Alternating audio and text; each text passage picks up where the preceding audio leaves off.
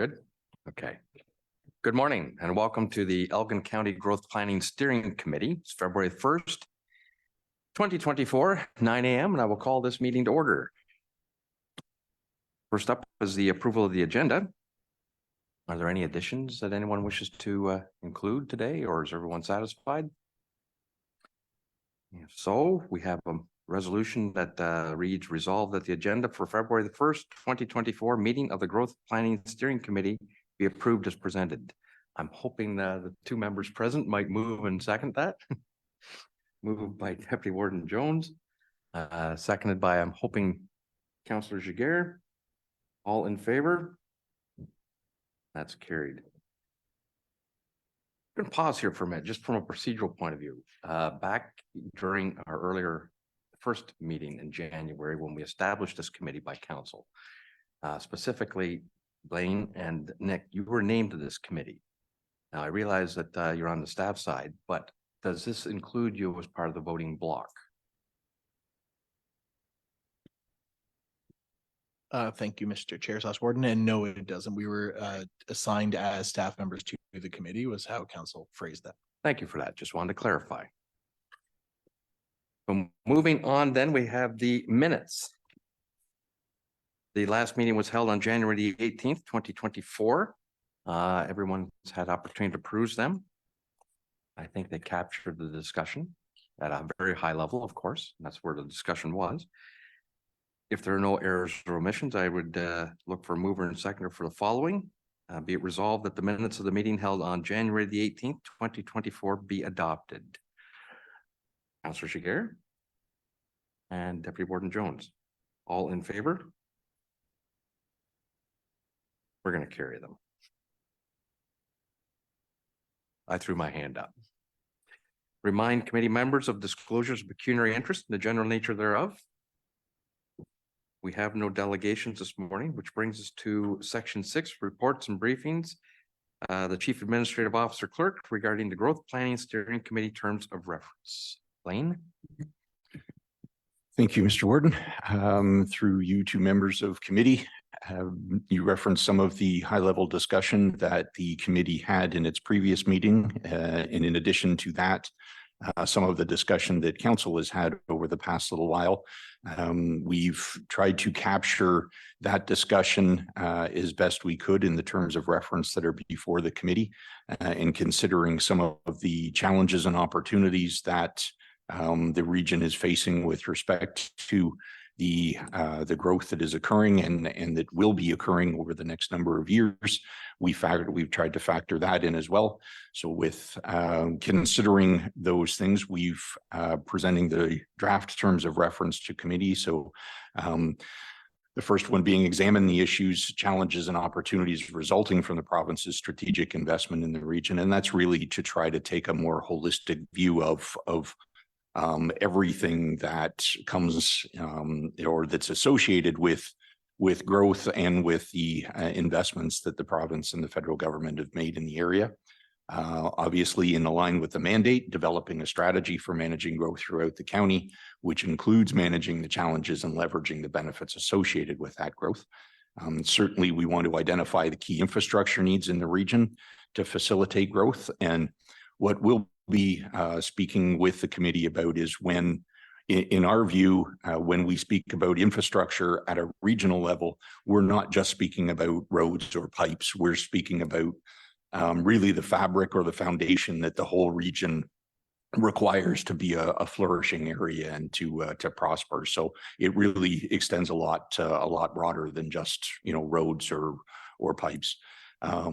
We've tried to capture working to ensure that the county and the local municipalities, the city of St. Thomas, as well as both the provincial and federal governments, work collectively for the benefit of the region.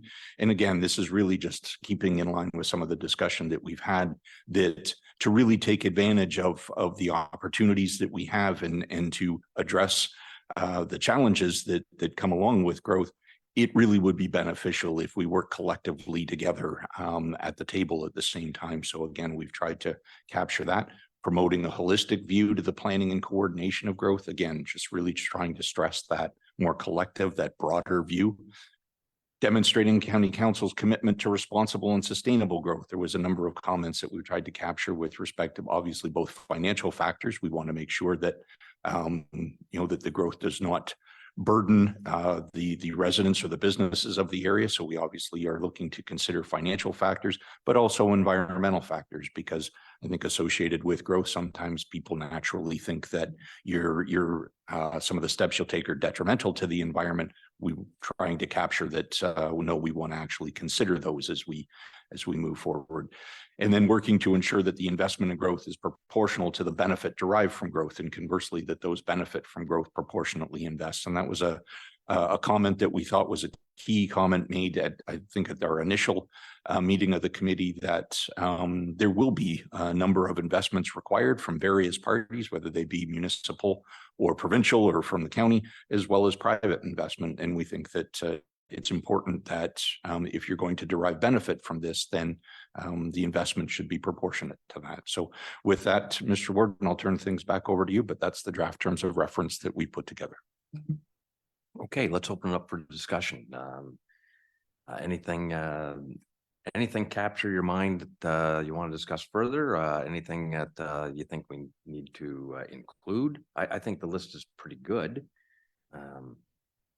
Captures mostly what's on my mind. But yes, please, Deputy Warden. I know I'm very happy. I think this is a great first step. It's something I've been pushing for a very long time, and many years at county council. I thought we should be working closer together. I'm very happy with it. There may be tweaking along the way, but right now, I think it's a great first step. Yeah, thank you for that. Yeah, Councilor. I agree that it does capture the discussion really well. So you can jump on that. It's ambitious for a small, but obviously very mighty committee. So very pleased, happy to go forward. Thank you for that. Yeah, I think we've got a pretty good team in place that we can harness this and move it. And, I've got a lot of confidence in the staff leadership team out here too, that can help us and assist us to meet our goals. Just on that, Mr. Warden, I would draw committee's attention that you do have the A-team here this morning. We've in putting these together and the discussion that we've had with respect to the next item, the entire executive team has been involved, and I think that that's a benefit to not only the committee's desires to address issues, but it's beneficial for them to be involved. So you've got the entire A-team for you here today. Well, we're certainly grateful to have them here. Perfect. Yes, please, Deputy Warden. Just further to Blaine's comments, I know Southwell, we've leaned on certain people around the table unofficially, I guess, that Carolyn and Peter have been instrumental in some of the things that are happening, and I think they need to be recognized for certain. Thank you for those comments. Well, if there's no further discussion, I'm going to open it up to the A-team. You got anything that you want to add? Everyone's satisfied? Okay, great. And I know I've probably taken on some of your job over there, Jenna, but I'll keep reading the motion if that's all right with you. Practice, I've got counsel tonight, and I do it anyway. Perfect. Okay, we have a motion before us that reads, resolve that the report titled Growth Planning Steering Committee Terms of Reference dated February the 1st, 2024 from the Chief Administrative Officer, Clerk, be received by the Growth Planning Steering Committee of the Corporation of the County of Elgin, and that the GPSC adopt and recommend the recommended terms of reference and recommend the same to County Council for adoption. Interested parties in moving and seconding? Perfect. Moved by Deputy Warden Jones, seconded by Councillor Jaguar. All in favor? That is carried. Thank you. Which brings us on to 6.2, the verbal discussion and preparation for Minister Flack's visit. How do you envision kicking this off, Blaine? Thank you, Mr. Warden. Again, we've tried to focus on a number of items and then distill them down to a few topics that we'd really like to stress for Minister Flack's visit. And obviously the first being to thank the minister for taking the time out and joining County Council, because we appreciate that his days are extremely busy, but we think that this is a very important gathering with County Council and Minister Flack. So we've tried to distill down all our thoughts into 3 primary areas. That again, that part of the reason why the A-team is here is to speak to committee about these specific areas. And what we've identified those as is more infrastructure planning and coordination, financial issues, as well as business development issues. And we figure that, again, stressing the importance that infrastructure at a county level is not just roads and pipes, but it's really the foundation and the very fabric of a flourishing region. So we've tried to capture our thoughts that on the issues that we believe as a staff team that committee should consider for guiding the discussion with Minister Flack. So we do have representatives on the A-team that have led that each section of that. And I would mention, and certainly I would look to Mr. Loeb to provide comments as well, but I would mention, I think some of the items that we'll get into with committee today are of a confidential nature, given some of the negotiation type discussions that have happened in the past. So there will be, I think, an element of this item's discussion that I would recommend that committee proceed into a closed session. But I will ask Mr. Loeb to provide any further comments.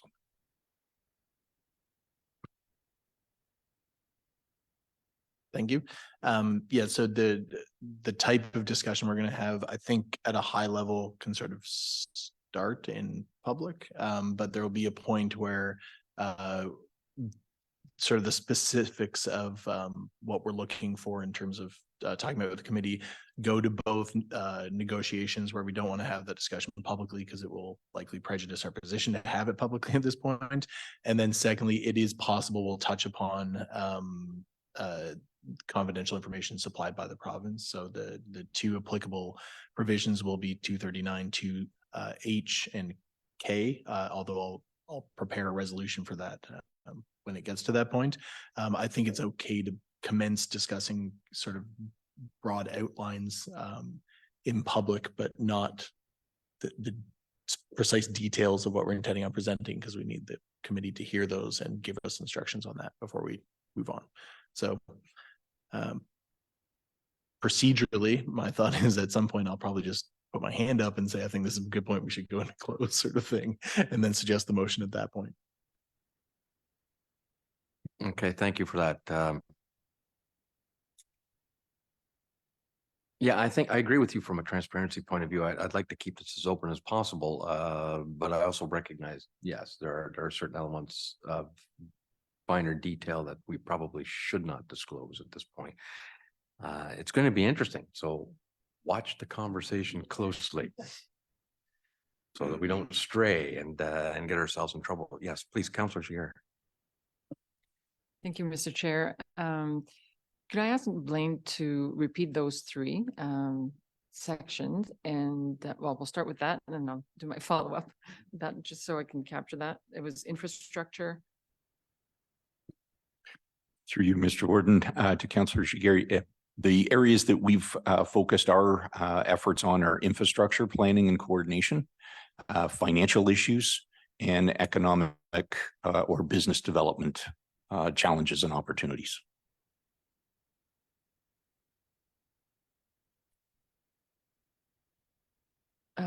So my follow-up, Mr. Chair, was also a clarification for us to understand in the invitation that we received from Minister Flack. Is it being, so is he coming as the associate minister from the Ministry of Housing? I think he referred to bringing staff.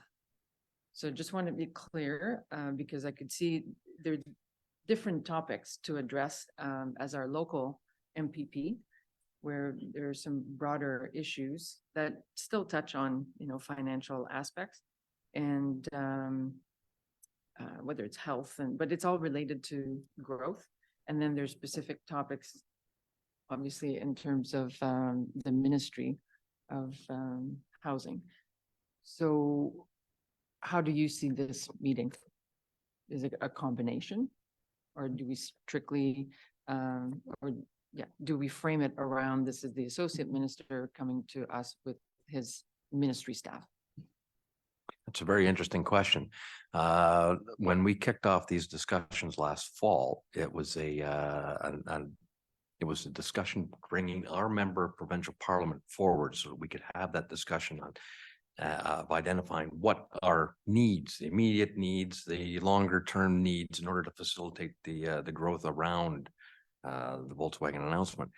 But you're absolutely correct, because it's so broad in terms of what these needs are going to open that discussion into.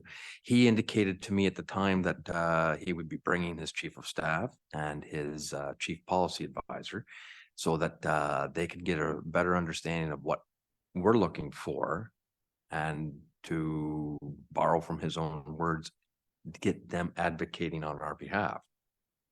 Okay, great.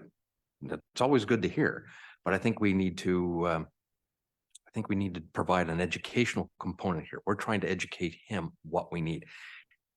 Throughout even last fall, heck, even last Sunday, the messaging we kept getting back from Mr. Flack is that, well, I don't understand, we're spending a lot of money in Elgin County, and why aren't you happy? Time to educate him a little bit, to suggest to him that yes, you are spending in a region, but it's not necessarily within Elgin County.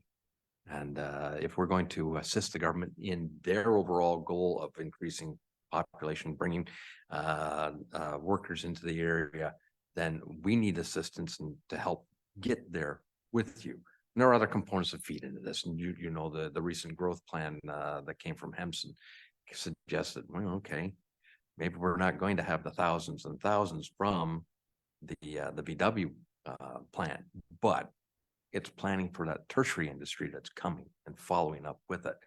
So I think maybe I don't think we're too late into the discussion, but I think we need to be getting this discussion moving forward with him. Yeah. Thank you, Mr. Warden. I agree. I think we have to talk at both levels. I believe some of the discussion from the province coming out is that the planning is going to change again, and we may not have growth rings anymore. And that is a huge concern. That's in his portfolio to some degree, because it's based on residential growth. Well, where's the infrastructure coming, and how do we control that growth? And there's a lot of concerns even from my township on how that's going to be managed, because you're building a wastewater plant or water lines. What are you building it for? How much? And you just can't just hey, build anywhere, because that's easy to say but hard to do. So, but I think that there's a lot of things just locally that how the relationship between St. Thomas, Elgin County, and just how the Elgin County works needs to be. I think Mr. Flack needs some more education on that part as well. I would agree with that. And we've all had opportunities to meet with Minister Flack in various capacities. And my observations are that sometimes you need to approach him. He's a businessman. He's a numbers guy. And if you can approach him with some numbers, something he understands, then I think you're able to further the conversation along. We had a delegation through SCORE with him, and I know we got off our program quite early because he took us in an area that was more comfortable to him. And yet we were able to still communicate that messaging through to him by using concrete examples of what the impacts or needs are within the 5-county region. And you could see the light bulb coming on. And I thought, okay, so we have to be able to adapt to his needs as well. Yeah. Thank you, Mr. Chair. So I think it will be useful even as we structure the meeting Mhm. to uh, be very explicit and say, we'd like to speak with you about this in your role as, and then when we change topics, like to make it very clear, like what, who we're speaking to. Sometimes, I think there can be assumptions made. In the same vein, I would say even for ourselves to remind ourselves that this is a meeting of the county, the corporation of the county of Elgin. And the corporation of the county of Elgin is not a caucus of local mayors. And those are two different conversations to be had. So I'm just saying we're going to have to be disciplined in the way we speak, and because sometimes maybe even some of his question or his ministry's questions may actually be wanting information or seeking information from a local municipality. Mhm. And I think if we approach this consciously, we're aware that this is going to be a little bit difficult to navigate. Mhm. And but I think like I said, if we're all conscious going in, and perhaps sometimes say, well, actually, no, we shouldn't talk about this, or because it can get a little tricky. So just words of caution, Mhm. and just going in aware. I think you're right. We're relying on the knowledge set of the local mayors, members of this council, to be more up to date on what their needs are, which lends itself back to the planning coordination role of the financial, or excuse me, infrastructural needs. So it is a dicey road. You're right. We're advocating on behalf of Elgin, recognizing what the needs are across the region. And yeah, it is going to be fun. Yeah. Okay. Good advice. Mhm. I'll look across to the A-team. Any advice?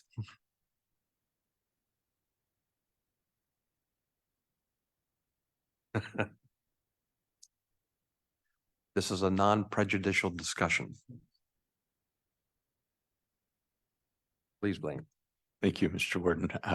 Perhaps they have a wealth of knowledge, and I'm going to start to ask them to share it a little bit now. So, Sure. So what I would suggest, Mr. Warden, is we've identified those three areas, and I completely agree with Councillor Giguère's comments on.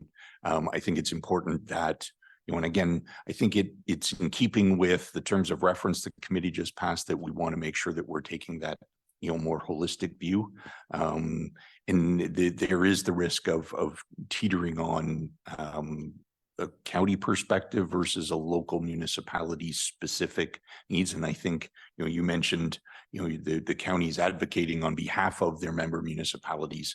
Absolutely. I think that's a key element in the discussion, is that this is a meeting with not just the local municipalities, but the county as the county and the party that takes that more holistic or regional view of the entire area. So I think with that, if it's okay with you, Mr. Warden, and members of the committee, I'd ask Peter to give some brief comments on the work that he and his team have done with respect to infrastructure planning and coordination.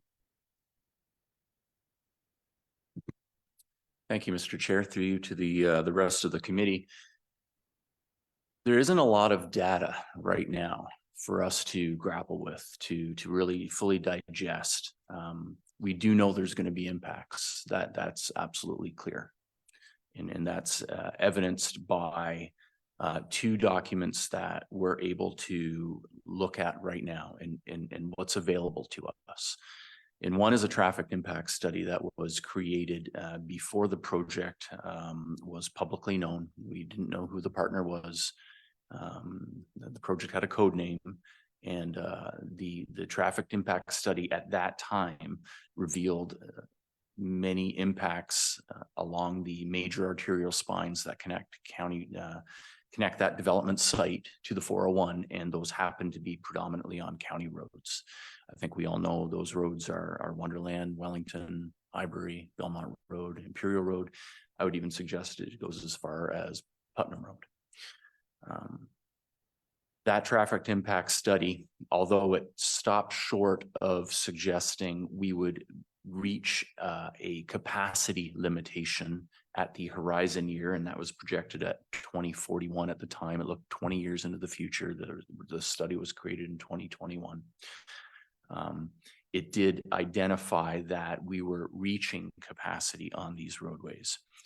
Now, when we talk about volume to capacity ratios, there could be a lot of assumptions with those numbers as well. But what they do definitely translate into is a user experience, or what we also refer to as a level of service on those roads that deteriorates. As the roads become congested, the free flow conditions are reduced. Platooning occurs. We saw this when we had a more active industrial employment lands, when Sterling, for instance, was still operating in St. Thomas. You would see at 3 a.m. and 3 p.m. major platoons of traffic leaving, coming to and from the plant. So we can only look at historically what those volumes were and expect an exasperation of those conditions. And when those conditions occurred, for example, when you were stopped at a signalized intersection, the entire queue of traffic cannot clear during one cycle of the intersection. It may take 2, it may take 3. What happens then as these restrictions, the free flow conditions are restricted, traffic seems to not be as patient. They start taking chances to pass.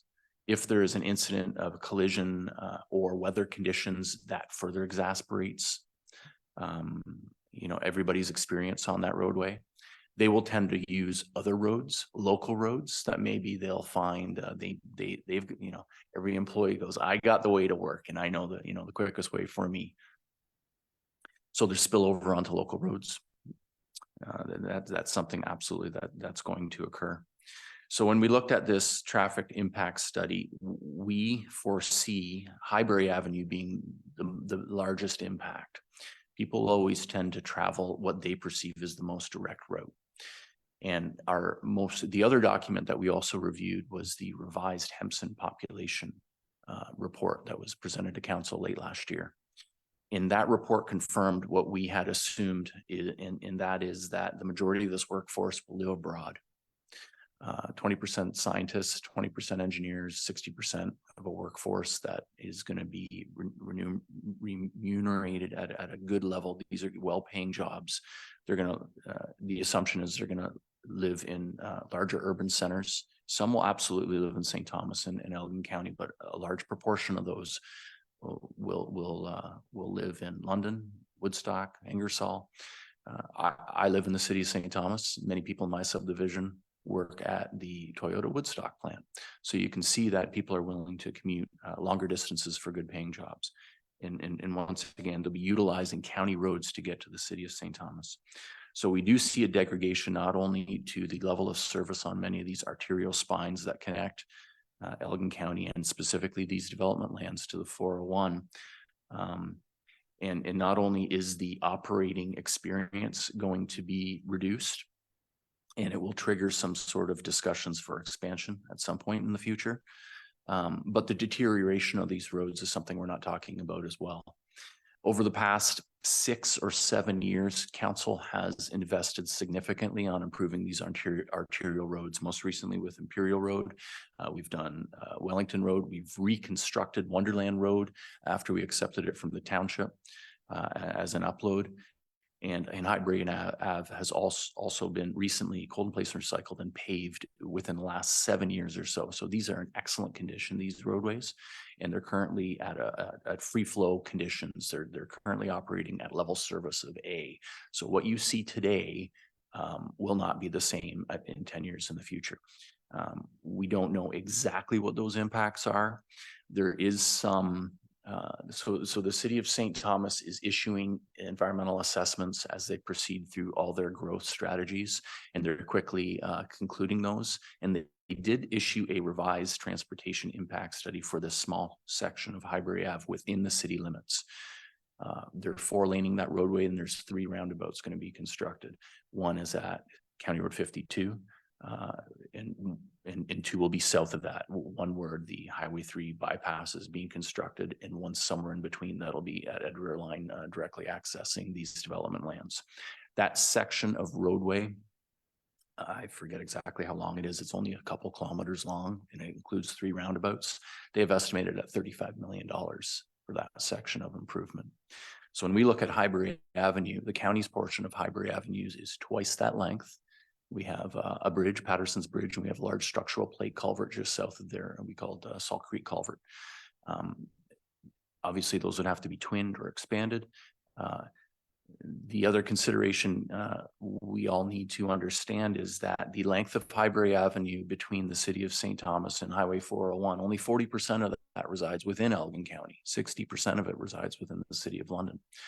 And we haven't reached out to the city of London. We're unsure of what maybe plans they have. But if anybody has driven that section of road, Elgin's Road is in excellent shape. It's predominantly straight.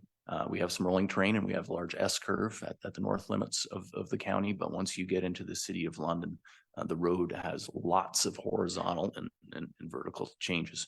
And so there'd be tremendous improvements along that section of road also if it were to be expanded, have increased capacity in the future to accommodate this growth. So we have roads, we have intersections. We hear from Malahide and Councillor Widner. I hear from him on a regular basis about the requirement for a roundabout at Imperial Road and Ron McNeil line. Absolutely, we will trigger some sort of intersection or improvement there as we see this growth occur and people start utilizing those roadways. The truck traffic damages the road, and the passenger vehicles will congest the road, and obviously the truck traffic will as well.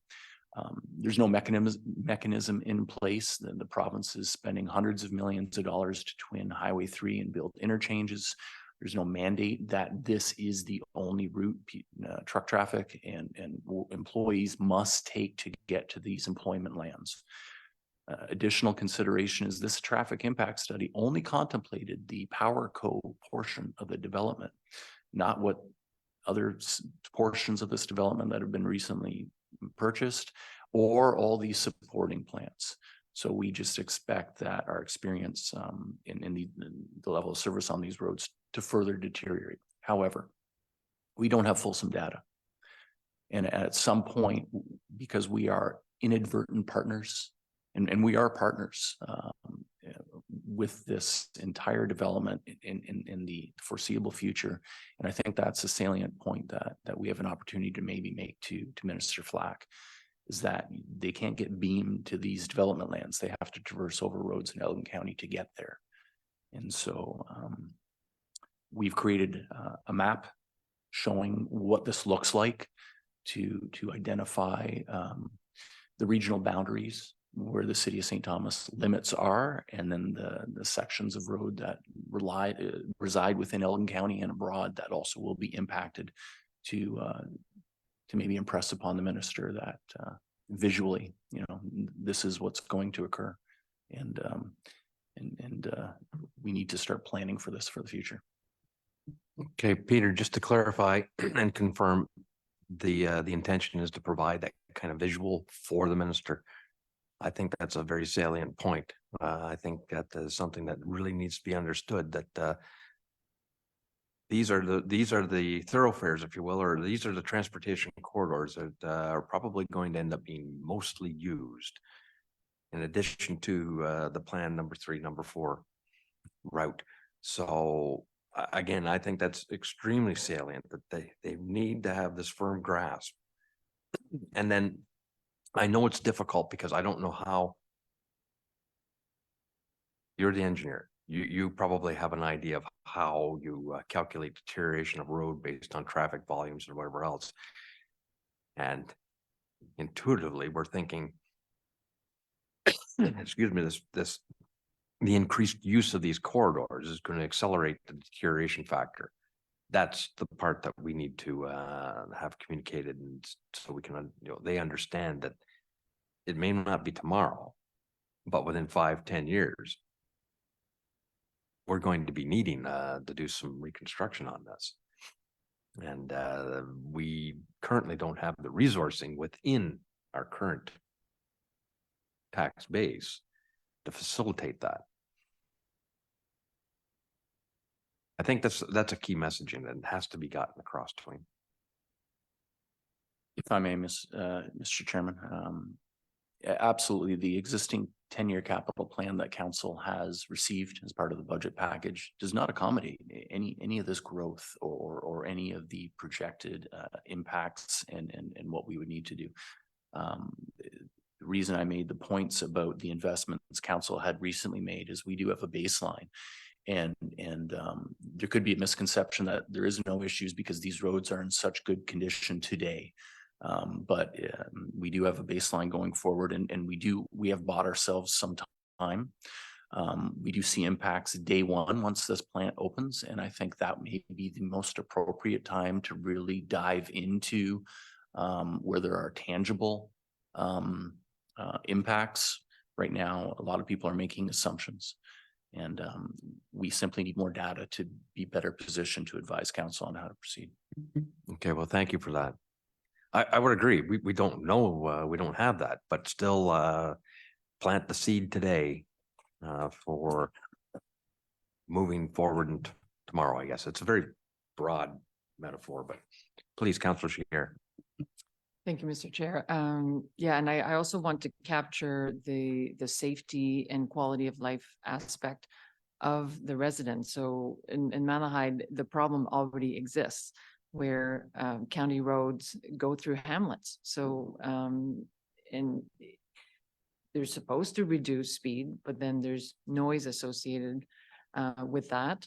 There's a lack of enforcement. It's not possible to always have enforcement in those hamlets, and that's those are phone calls we get on a regular basis already with the existing truck traffic that doesn't necessarily slow down. So what are we looking at? Are we looking at sidewalks? And those hamlets have, for residents in those hamlets in Kingsmill, for example, have nowhere to walk, specifically walk on the road, and it's supposed to be kind of a nice rural area, and all of a sudden there's a lot of heavy traffic, and not only cars but trucks. So yeah, I want to make sure that as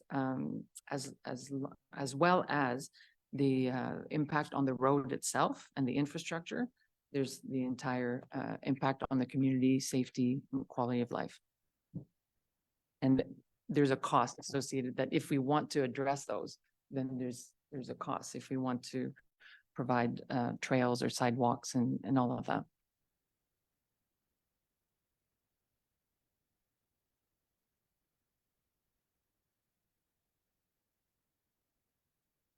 I think those are two key things that you've identified, and you as well, Councillor Giguère, like it's already identified in terms of reference of what we're looking for is to preserve that kind of quality of life. Yeah, it's something that can't be overlooked. Thank you. Yeah, it's we see it in Southold when the 401 shut down.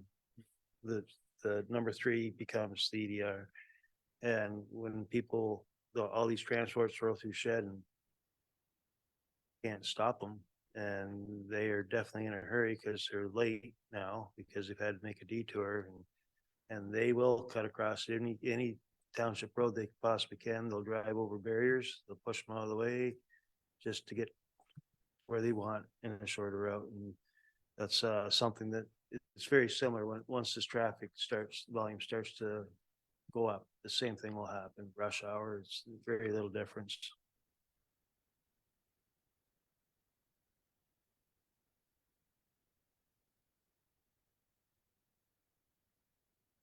It's interesting how just even that little discussion is starting to bring out some components here that perhaps we haven't even considered before. I take quite seriously you talking about enforcement as an implication in terms of our own OPP resources here.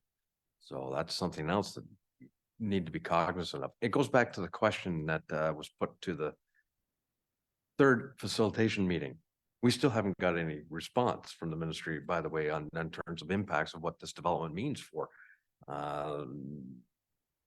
emergency services. things that Elgin County funds. So. Blaine, please. Thank you, Mr. Warden. Our second area of focus that we looked at was generally around the impact on our business community or potential even opportunities for our existing business community to expand. So Carolyn's been looking into that, and I'll ask Carolyn to speak to members of committee with respect to that. Certainly. Thank you. Through you, Mr. Chair, to the committee, the economic development lens emphasizes the need to take a holistic view and the need to partner on infrastructure development. So we know that there is a wastewater management master plan underway. We know that Hydro One is in the planning stages of the St. Thomas Line project. And we also know that our transportation network will see major changes. Infrastructure development needs to be considered from a regional perspective so that no short-sighted decisions are made. All of the municipalities surrounding St. Thomas will experience industrial, commercial, and residential growth. With this growth, our existing businesses will also have an opportunity to grow. This growth will support the success of the PowerCo SE Gigafactory and the region. The needs of our local communities and businesses must be considered when planning infrastructure so we do not limit their growth potential. Currently, the availability of hydro, water, and wastewater services are limiting industrial and also residential growth, which is essential for making sure that we have the workforce for existing and new business. As well as industrial growth, the needs of our agricultural community also need to be considered. For example, how do the proposed changes to the transportation networks impact our farming communities? So communication is also important to our business community.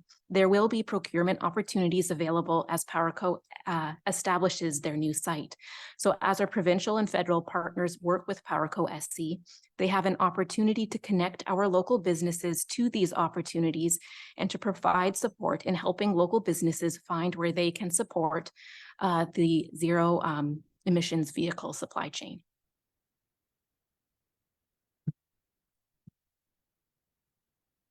Okay. Anybody have any comments on that? I agree. Yeah. I agree. I am, it is interesting to know that there's a lot of background work that's going on that probably most of us aren't even aware of. And it's escaping me at the moment of which ministry is involved in actually out there surveying existing businesses and trying to understand how they can participate in or in the supply chain, so to speak, for PowerCo. Those were things that I learned through some of these BR&E sessions with some of our local industry and thought,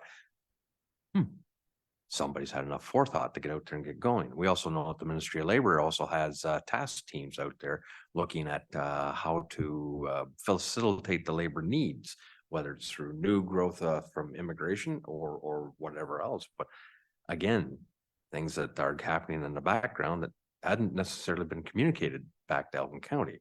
So there's a lot of activity. Then I think there's a lot of lack of information, and that's part of it. The communication just hasn't been there.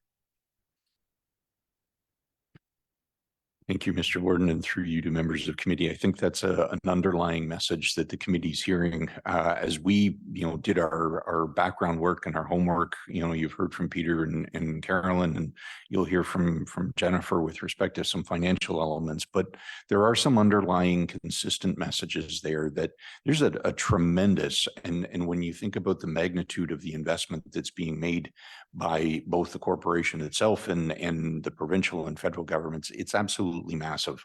And every effort should be made to try to make that as successful as possible. And without taking that more holistic, that more collective, higher level regional view of things, there's a real risk that all the successes that could be possible will not be materialized. They will not come to be because of, I think Carolyn used the term short-sightedness. There's a lot of moving parts to this, and I don't think anyone's going to disagree that there are a lot of moving parts to this, literally and figuratively.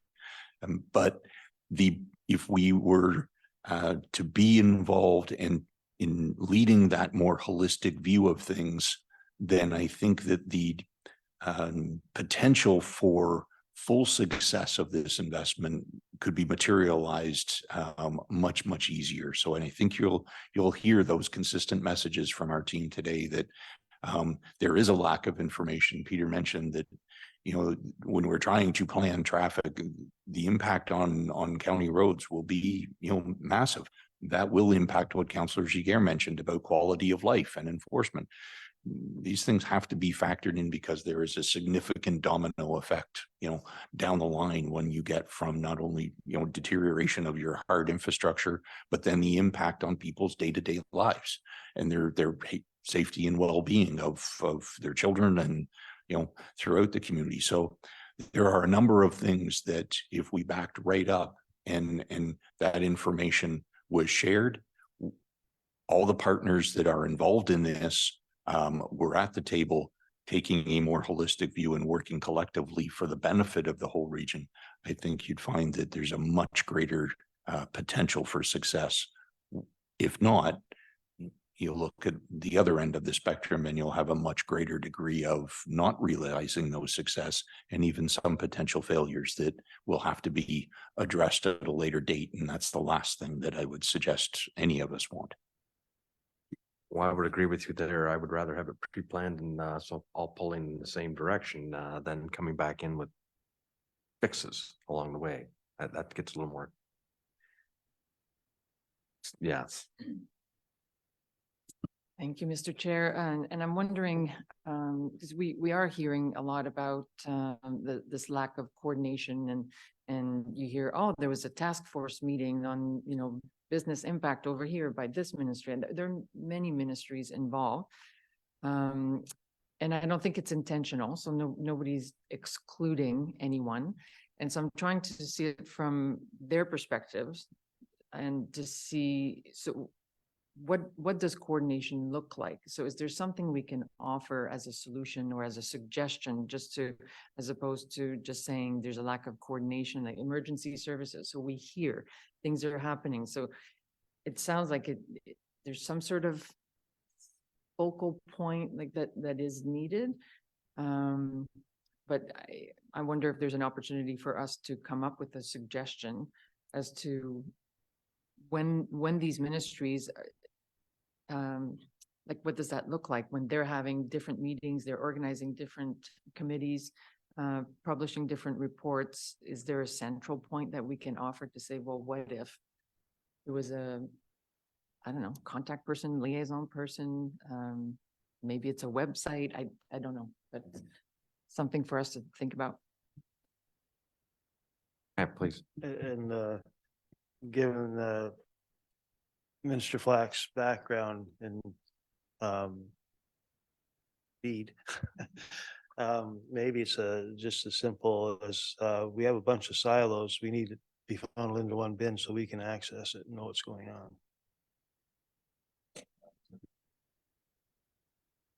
No, that's great. Great idea. I think it's something that would resonate and perhaps be a light bulb moment, so to speak. But I think a lot of what we're having, a lot of the anxiety that is exactly what you're suggesting and what we're hearing is just the lack of information flow, the lack of we're sitting back thinking, well, we're not included here. And maybe it's just not, they haven't considered the fact that from a holistic point of view, Elgin County is the regional player that could actually assist to bring out this to a successful conclusion. Honestly, I think that's what it is, but we need to get that messaging kind of across. So you're developing a bunch of themes here as we go along for what is perhaps needs to be communicated to the minister, to our member, shall we say, on Tuesday.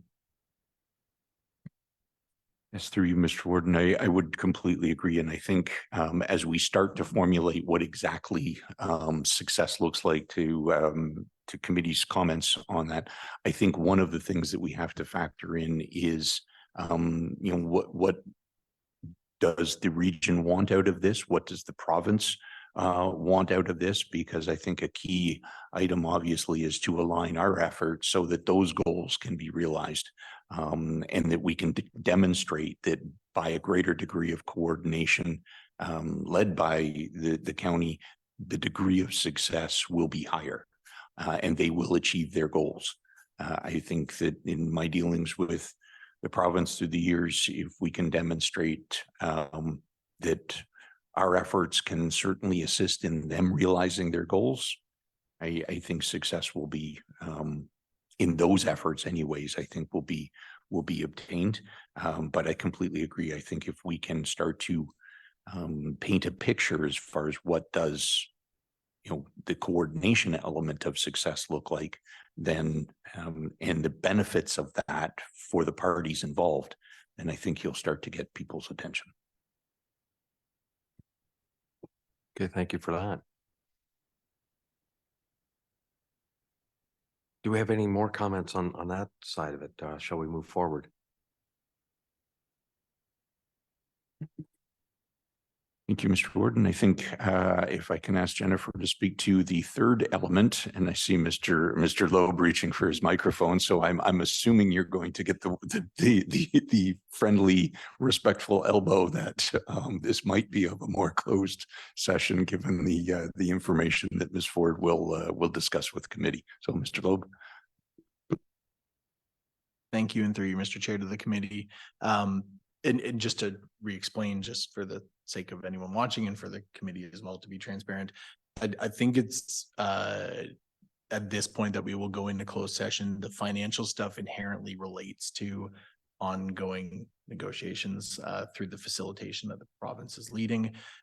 There may be elements of it that should be and will be discussed publicly coming out of it, but going into it, because it will relate to sort of what the committee envisions in terms of negotiation position and desired outcomes, this would be an appropriate time. So my suggestion would be a motion to be tabled that would read, resolve that the Growth Planning Steering Committee moves into a closed session pursuant to section 239 sub 2 sub K for the purposes of discussing a negotiation plan or procedure. And of course, I just don't have it up, but that's the summary of what 239 2K is. I'll also just note that it may touch upon section 239 2H, which is information explicitly supplied in confidence to the municipality by the province of Ontario. If that turns out to not be the case, if we don't touch on it, I will note that when we come out of closed, because we want to be accurate for what we were in there for. Okay, thank you for that, Nick. Since you were quite verbose on that, you can read the motion, and we've already had the motion, but that's fine. Yes, Councillor Jiguer, you'll soon move to that. I'm hoping that you'll second that, Deputy Warden. All in favor of moving into closed? That's carried. Thank you.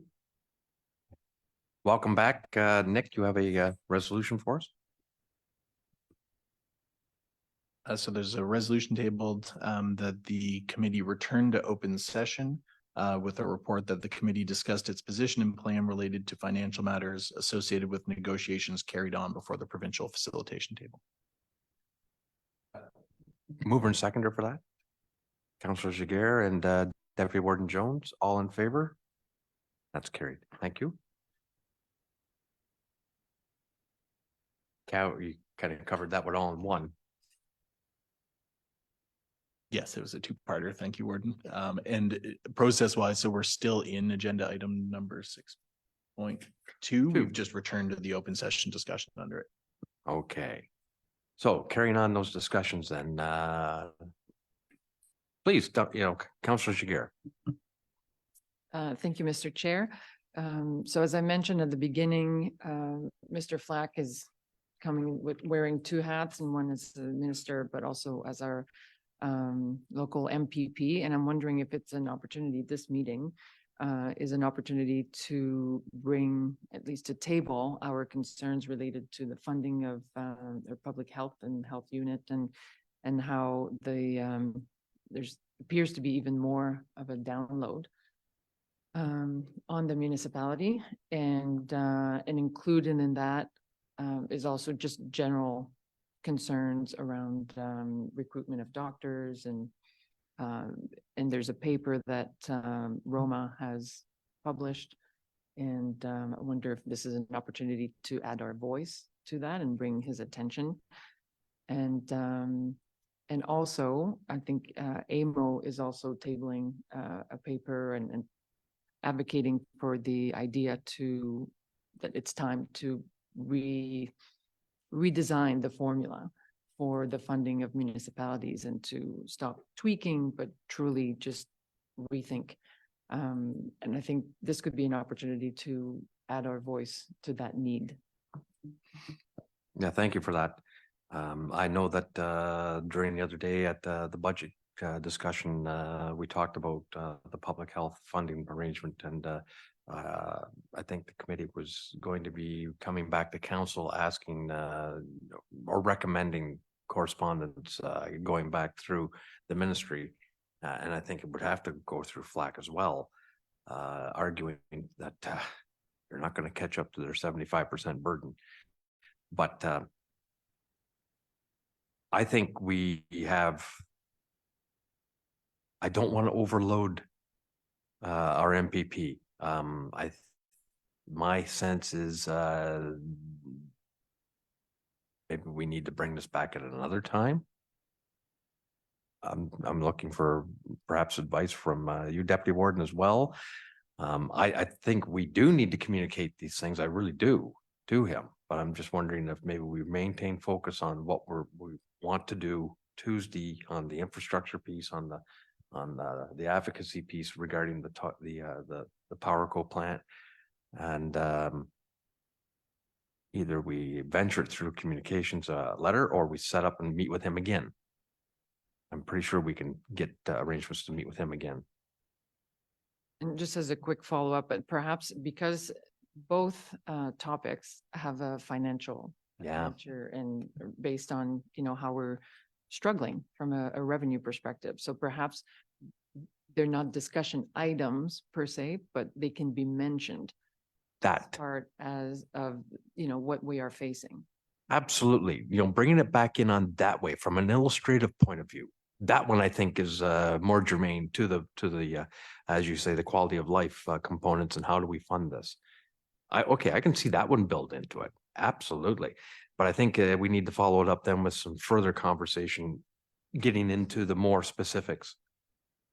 There's an opportunity there. Okay. Plant the seed. Yeah. Is that okay with you, Deputy Warden? Yeah, I totally agree with that. Okay. Yep. This still is going to be an interesting day.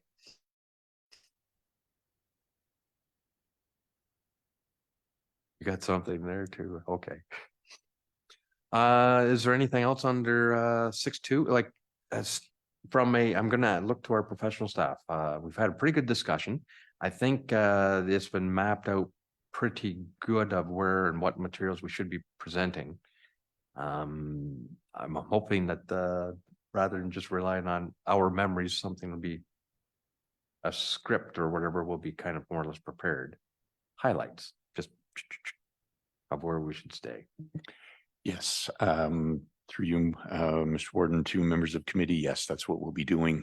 We'll have some tweaks. The team will go back and take the committee's comments and tweak their information. But yes, then we'll lay out a bit of a game plan for the session. Yeah, I would hope it would get shared with council before. It'd be nice to have it at least 5 minutes before, but a little advance would be good. I think this has been a very fruitful discussion. It's pleasantly surprised at where we've gotten to.